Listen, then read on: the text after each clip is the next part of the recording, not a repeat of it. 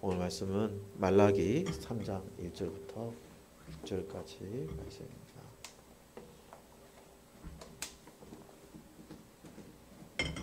합독하시겠습니다. 만군의 여호와가 이르노라. 보라, 내 사자를 보내리니 그가 내 앞에서 길을 준비할 것이요 또 너희가 구하는 바 주가 갑자기 그의 성전에 임하시리니 곧 너희가 사모하는 바 언약의 사자가 임하실 것이라. 그가 임하시는 날을 누가 능히 당하며 그가 나타나는 때에 누가 능히 서리요. 그는 금을 연단하는 자의 불과 포백하는 자의 잿물과 같을 것이라. 그가 은을 연단하여 깨끗하게 하는 자 같이 앉아서 레위 자손을 깨끗하게 하되 금, 은같이 그들을 연단하리니 그들이 공의로운 제물을 나 여호와께 바칠 것이라. 그때 유다와 예루살렘의 봉헌물이 옛날과 고대와 같이 나 여호와께 기쁨이 되려니와 내가 심판하러 너희에게 임할 것이라. 점치는 자에게와 간음하는 자에게와 거짓 맹세하는 자에게와 분꾼의 싹에 대하여 억울하게 하며 과부와 과를 압제하며 나그네를 억울하게 하며 나를 경외하지 아니하는 자들에게 속히 증언하니라.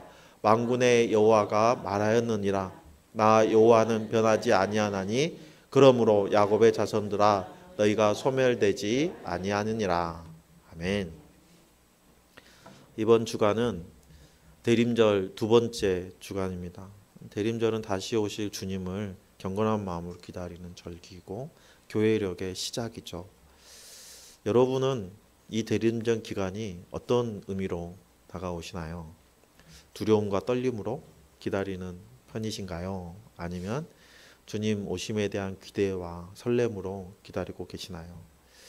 대림절 기간은 누구에게나 행복한 시간이 될 수 있지만 누구에게는 무의미하고 지루한 시간도 될 수 있습니다. 아마도 그 차이는 내 마음이 어디에 집중되어 있는가에 따라서 달라지게 될 것입니다. 나의 마음을 천국에 두고 살아가는 사람들은 당장 어려움이 있어도 낙심하지 않고 그 안에서 하나님의 뜻을 찾으려고 하죠. 그러나 이 세상에 마음이 집중된 사람은 이 땅에서의 부귀영화에 관심을 쏟을 수밖에 없습니다. 이렇게 되는 가장 결정적인 이유는 하나님께서는 우리 눈에 보이지 않으신다는 거죠. 그래서 이 땅에 소망을 두고 살아가는 사람들은 자신의 소견에 옳은 일을 바르고 의로운 길이라고 생각하고 자신의 뜻에 맞지 않는 길은 죄악의 길이라고 말합니다.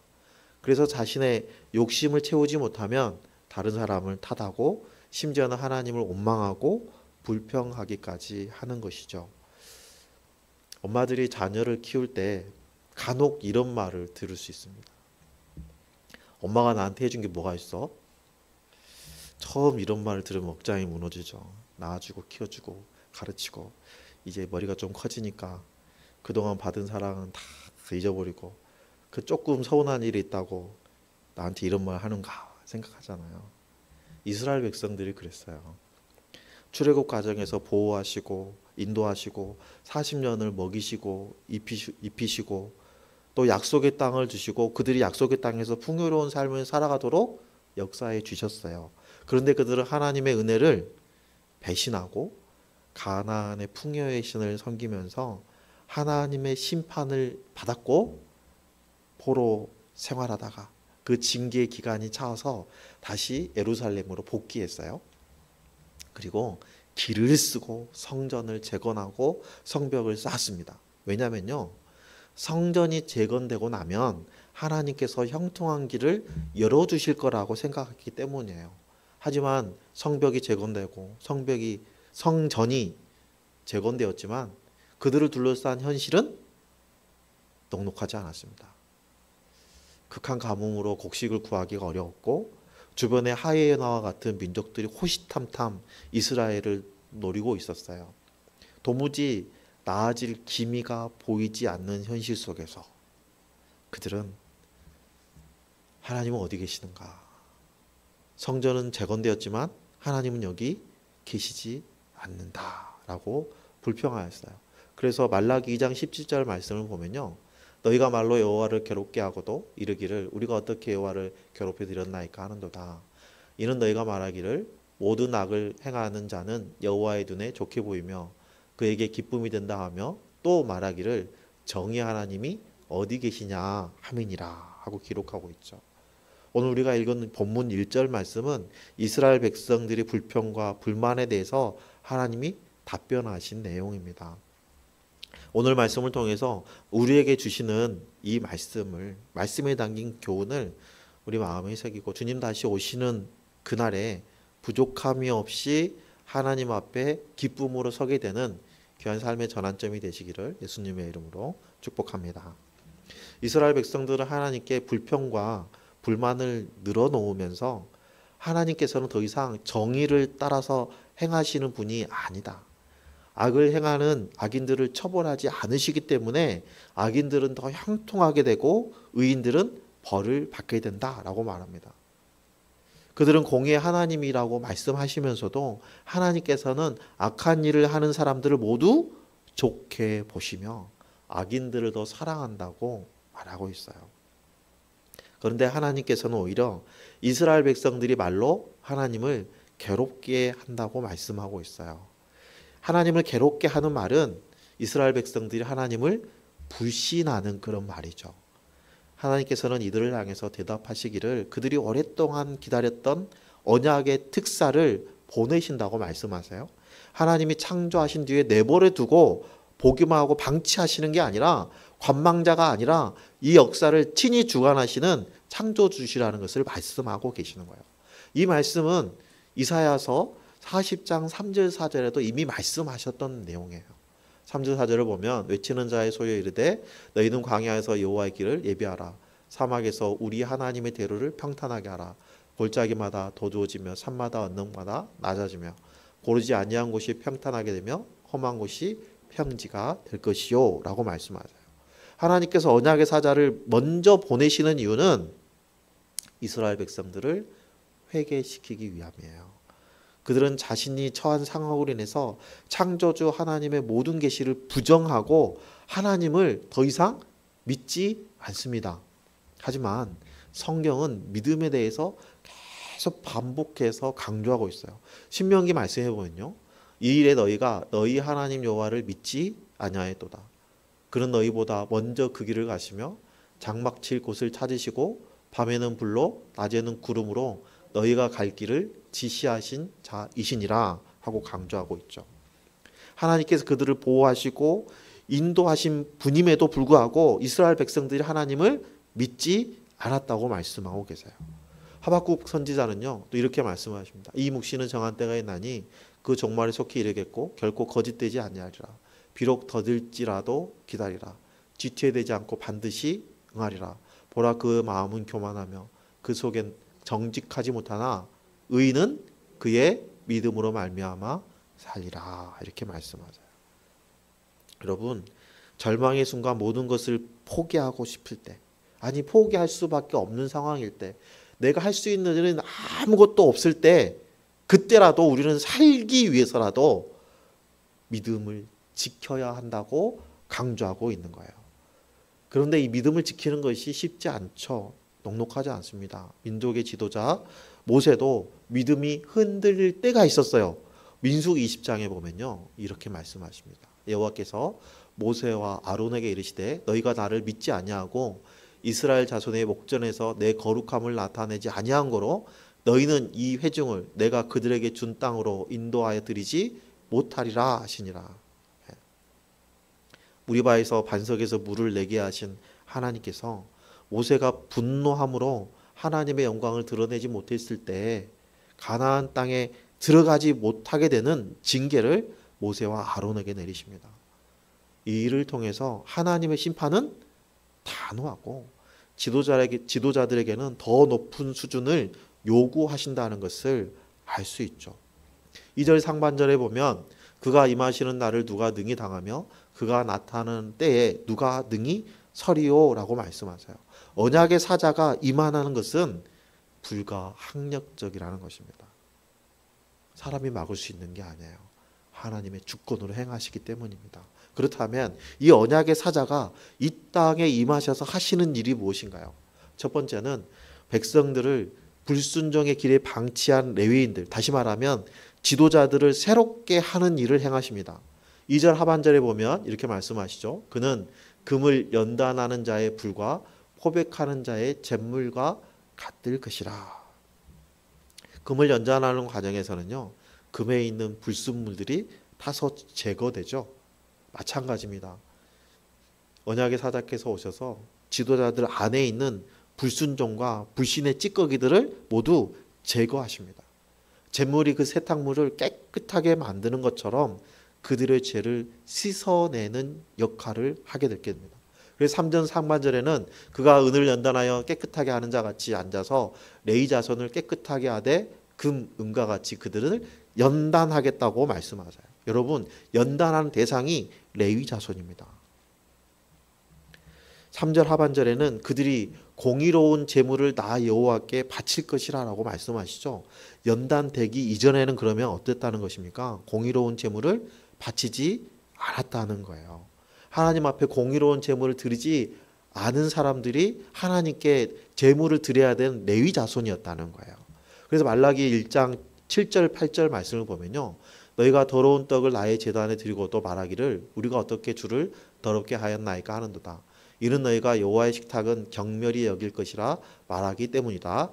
만군의 여호와가 이르노라. 너희가 눈먼 희생제물을 바치는 것이 어찌 악하지 아니하며 저는 것 병든 것을 드리는 것이 어찌 악하지 아니하냐. 이제 그것을 너희 총독에게 드려보라. 그가 너를 기뻐하겠으며 너를 받아 주겠느냐. 제사장들은 하나님을 두려워하지 않았어요. 로마 총독보다도 두려워하지 않았어요. 그래서 백성들에게 하나님을 경외하는 것을 제대로 가르치지 않았습니다.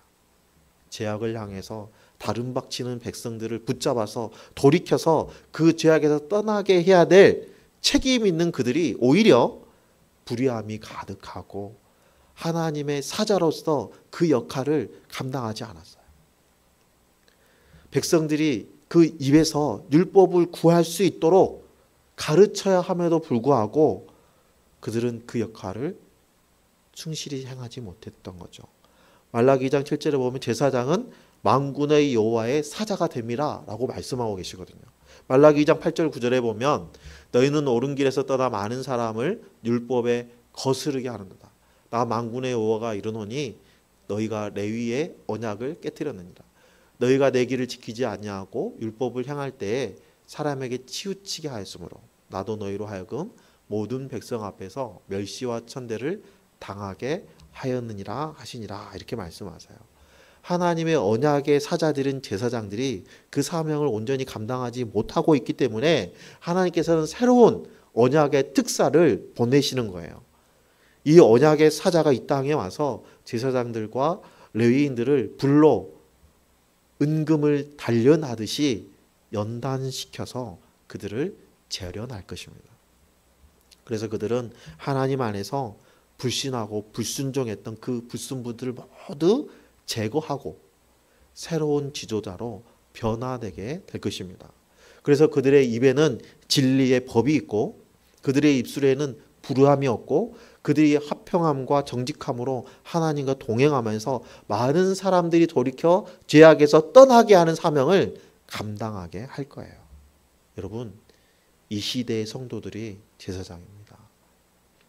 많은 사람들이 사망을 향해 치닫고 있는 이 시대에 성도들이 할 일은 죽어가는 그 많은 사람들이 돌이켜서 죄악에서 떠나도록 그들에게 예수 그리스도의 복음, 예수 그리스도의 영광을 드러내 보이는 것이 우리의 사명인 거예요. 말라기 시대의 언약의 사자가 이 땅에 이마에서 하신 일은요, 백성들을 새롭게 하는 일이에요. 유다 백성들은 하나님을 두려워하지 않았어요. 경외하지 않았어요. 백성들은 하나님께 절기 제사를 드리는 일을 번거로운 일이라고 생각했어요. 그래서 하나님께 드려지도록 예정되어 있는 흠 없는 양 대신에 흠 있는 양으로 바꿔서 제사를 드렸습니다. 말라기 1장 13절에 보면 만군의 여호와가 이르노라. 너희가 또 말하기를 이 일이 얼마나 번거로운고 하며 코웃음치고 훔친 물건과 저는 것, 병든 것을 가져왔느니라. 너희가 이같이 봉헌물을 가져오니 내가 그것을 너희 손에서 받겠느냐. 이는 여호와의 말이니라 하고 말씀하세요. 여러분, 훔친 물건과 저는 것, 병든 것을 봉헌물로 하나님께 드리는 백성들이에요. 당시 예루살렘을 통치하는 로마 총독에게는 감히 엄두조차도 낼 수 없는 일을 천지를 지신 하나님 앞에 드리고 있다는 거예요. 그것도 하나님의 성전에서 자행하고 있다는 거예요. 하나님을 경외하지 않은 백성들은 무분별한 죄를 짓습니다. 그래서 그들의 죄가 이미 너무 무거워서 불로 심판을 당해야만 되는 상황이 되었던 거예요. 그래도 하나님께서는 그들을 여전히 하나님의 언약 백성으로 대해 주시고 그들의 죄를 안전하게 해결해 주실 방법을 예비하십니다. 그래서 언약의 사자를 보내셔서 그들을 연단하여서 불순종의 찌꺼기들을 없애고 제물로 세탁물을 희게 하는 것처럼 그들의 죄를 사하실 방법을 준비하신 거예요. 언약의 사자가 이 땅에 임하셔서 하신 일 세 번째는요, 이스라엘을 멸망하지 않게 하신 일이에요. 6절 말씀을 보면 나 여호와는 변하지 아니하나니 그러므로 야곱의 자손들아 너희가 소멸되지 아니하느니라 하고 말씀하세요. 하나님이 변하시는 것이 아니라 인간이 변질되어서 하나님과의 언약을 깨뜨렸어요. 그럼에도 하나님께서는 이스라엘을 포기하지 않으시고 언약의 사자를 보내셔서 그들이 하나님 앞에 나올 수 있도록 길을 예비하여 주십니다. 에레미야 애가에 보면요, 여호와의 인자와 공의를 무궁하심으로 우리가 진멸되지 아니함이니이다. 이것들이 아침마다 새로우니 주의 성실함이 크시도소이다 라고 찬양하고 있죠. 여러분, 어떻게 죄악이 관영한 이스라엘 백성들이 멸망하지 않고 하나님의 백성으로 그 지위를 유지할 수 있었을까요? 그것은 하나님의 변치 않으시는 사랑과 그 백성들 향한 하나님의 신실함 때문입니다. 하나님께서는 이스라엘 백성들이 하나님께로 돌아오기를 오래 참으시고 기다리십니다. 이전까지는 이스라엘의 통치자 되시는 하나님께서 백성들이 죄악의 길을 떠나서 하나님의 통치 아래 순복할 수 있도록 수많은 선지자들을 보내셨어요. 그런데 이스라엘 백성들은 고집스럽게 순종의 길을 벗어나지 아니하고 오히려 하나님께서 보내신 선지자들을 핍박하고 박해하고 심지어는 죽이기까지 했습니다. 인간의 완악함과 연약함을 하나님은 너무나 잘 알고 계시죠. 그래서 하나님께서 이제는 선지자를 보내지 않으시고 하나님께서 직접 언약의 사자 뒤를 이어서 이 땅에 오시겠다고 말씀하십니다. 하나님께서 이 땅에 오시고 이스라엘의 통치자로서 등장하게 되실 거예요. 그렇다면 언제 오실까요? 3장 1절 중반에 보면 주가 갑자기 그의 성전에 임하시리니 하고 말씀하세요. 갑자기라는 단어에서 우리가 알 수 있듯이 준비되지 않은 상태에서 급작스럽게 하나님께서 임하게 된다는 것을 알 수 있어요. 아무도 그날 하나님께서 임재하신다는 것을 모르게 하나님이 역사하신다는 거예요. 그리고 사람들은 하나님께서 이 땅에 오신다는 것을 알 수도 없고 막을 수도 없고 준비할 수도 없는 상태였어요. 5절에 보면 내가 심판하러 너희에게 임할 것이라 점치는 자에게와 간음하는 자에게와 거짓 맹세하는 자에게와 품꾼의 싹에 대하여 억울하게 하며 과부와 과를 압제하며 나그네를 억울하게 하며 나를 경외하지 아니하는 자들에게 속히 증언하리라 만군의 여호와가 말하였느니라 말씀하세요. 하나님께서 증인으로 나서신다는 것은요, 그들의 죄악이 확실하다는 거예요. 그들이 당한 심판은 번복되지 않는다는 거예요. 하나님께서 심판하러 이 땅에 오시는 그날에 그 누구도 그 죄를 부인할 수 없게 된다는 거예요. 그 죄값을 빠짐없이 다 치르게 된다는 거죠. 그러나 하나님께서는 이스라엘을 진멸시키기 위해서 심판하시는 것이 아닙니다. 그들을 새롭게 만드셔서 하나님의 백성으로 다시 살 수 있도록 하기 위해서 심판하시는 거예요. 하나님께서는 그들의 죄 문제를 한 번에 해결할 수 있는 계획을 가지고 있었고 그 일은 우리가 어떻게 이루어졌는지 알고 있어요. 우리는 성경 말씀을 읽고 언약의 사자가 침례의 요한이라는 것도 알고 있고 그리고 언약의 사자가 주님 오실 길을 예비하는 것도 알고 있습니다.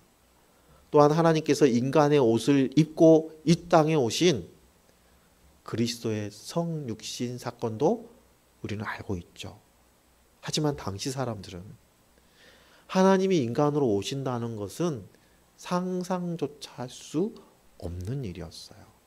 우리는 만왕의 왕이시자 하나님이신 예수님께서 십자가에 못 박히시고 보혈의 피를 흘려주심으로 인해서 우리 인간의 모든 죄 문제를 한 번에 해결하시고 사망 권세를 이기시고 부활하셨다는 것을 믿고 고백합니다. 당시 이스라엘 백성들에도 이러한 믿음의 고백이 필요했던 거예요. 하나님의 백성으로서 하나님 뜻대로 온전히 순종하겠다는 결단이 그들에게 필요했던 겁니다. 비록 나라가 망하고 아무런 희망이 없는 상황이지만 하나님께서 이 나라를 다시 세우시겠다고 하면 어려운 일이 아니라는 믿음이 있어야 한다는 거예요. 이사야서 40장 31절 말씀을 보면요, 오직 여호와를 앙망하는 자는 새 힘을 얻으리니 독수리가 날개치며 올라가면 같을 것이고 다른 박질을 하여도 곤비하지 아니하겠고 걸어가도 피곤하지 아니하리로다 라고 말씀하세요. 당시 시대 사람들은 국제 정세를 바르게 읽고 강대국의 도움을 힘입어서 목숨을 부지하는 것이 가장 현명한 생각이라고 판단했을 줄 몰라요. 그게 가장 좋은 방편이라고 생각했겠지만 하나님께서는 그보다 더 큰 계획을 가지고 계셨던 거죠. 여호와를 앙망한다라는 것은요, 여호와 하나님께 나의 소망을 둔다라는 의미예요. 내가 살 소망은 오직 여호와 하나님께만 있다는 마음으로 내 앞에 있는 문제들을 살펴보면 더 이상 그 문제들이 나를 얽어매지 않고 있다는 것을 알게 됩니다. 왜냐하면 이미 나의 가치관이 바뀌었기 때문에요. 그동안의 판단과는 전혀 다른 판단을 내릴 수 있게 되는 거죠. 그동안은 나에게 문제였지만 더 이상 그 문제가 나에게 걸림돌이 되지 않습니다. 여호와 하나님께 소망을 둔 성도들은 아침 안개처럼 사라져버릴 이 땅의 헛된 부귀영화를 삶의 기준으로 잡지 않습니다. 성도들이 누리는 가장 큰 복은 하나님이 주신 생명을 이미 품고 있다는 거예요. 가지고 있다는 거예요. 밭에 감추인 보화를 얻기 위해서 전 재산을 처분한 농부처럼 값진 진주 하나를 얻기 위해서 가지고 있는 모든 소유를 팔아서 그 진주를 소유한 진주 장사처럼 우리의 모든 것을 포기하더라도 얻어내야 하는 것이 생명인 거예요. 생명이 없으면 그 모든 것은 허망한 것에 지나지 않습니다.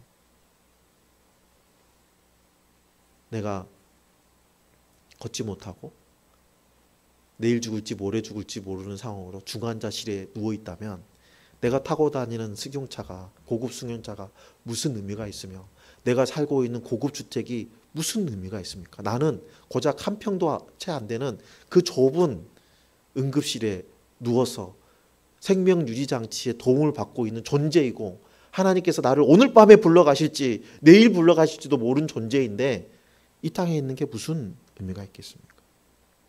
우리가 멸망당하지 않기 위해서 주님 오시는 그날이 심판의 날이 아니라 구원의 날, 잔치의 날이 되기 위해서는 우리는 하나님 안에 있어야 돼요. 하나님 안에 거하는 삶을 날마다 살아가야 돼요. 오늘도 날도. 오늘 보면 4절에는요. 그때 유다와 예루살렘의 봉헌물이 옛날과 고대와 같이 나 여호와께 기쁨이 되려니와 라고 말씀하세요. 여러분, 이스라엘 하나님께 드리는 봉헌물이 하나님의 기쁨이 되기 위해서는 그들의 일상의 삶이 거룩해야 돼요. 삶으로 그들은 살아있는 재물을 하나님께 드려야 되는 거예요. 거룩하다는 거는요, 하나님 안에서 하나님과 친밀한 관계를 유지하고 있다는 거예요. 이 땅에 거룩하신 분은 한 분밖에 없습니다. 우리가 거룩하기 위해서는 거룩하신 분 안에 있을 때만 우리가 거룩할 수 있어요. 하나님과의 관계, 친밀한 관계를 유지한다면 우리는 어떤 상황에서도 하나님을 향한 불평과 불만과 불신의 죄를 짓지 않을 것입니다. 영원한 생명을 소유한 백성들은 이미 하나님과의 관계가 회복된 사람들이에요. 이 관계를 주님 오시는 날까지 철저하게 지켜낸다면 주님 다시 오시는 그날은 잔칫날과 같은 기쁨이 넘치게 될 것입니다. 오늘 우리에게 주신 말씀을 우리가 마음에 잘 새기고 우리를 구원하기 위해서 언약의 사자를 미리 보내셔서 백성들에게 회개의 기도를 하게 하시고 하나님께서 육신을 입고 이 땅에 오심으로 인해서 우리의 모든 죄를 지시고 가시는 어린 양으로서의 그 사명을 감당하셨고 십자가에 죽으시고 부활하셔서 사망의 권세를 이기심으로 인해서 우리가 지금 영원한 생명을 누리고 있다는 것을 기억하고 믿음으로 고백하며 하나님께서 우리에게 부어주신 그 은혜에 합당한 열매를 맺는 삶을 살아내야 됩니다. 이러한 삶을, 이러한 신실한 예배자의 삶을 살아내는 저와 여러분들 되시기를 예수님의 이름으로 축원합니다.